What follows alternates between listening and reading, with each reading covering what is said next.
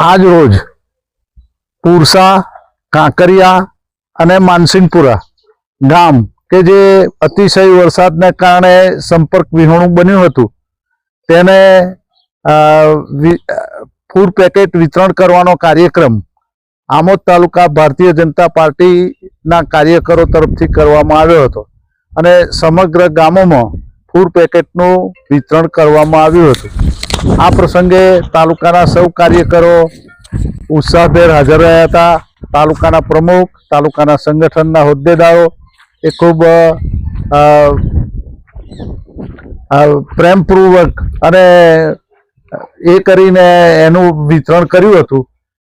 તાલુકા ભારતીય જનતા પાર્ટીના કાર્યકરોનો આ બદલ ખૂબ ખૂબ આભાર। ધારાસભ્યની આજ્ઞા અનુસાર ધારાસભ્ય શ્રી જંબુસર તાલુકાના પ્રવાસે હતા, એમની ગેરહાજરીની અંદર તાલુકાના સંગઠનના હોદ્દેદારોએ આ કામ કર્યું અને ખરેખર ખૂબ પ્રશંસનીય કાર્ય હતું। તે બદલ સર્વ કાર્યકરોને અભિનંદન। ભારત માતા કી જય।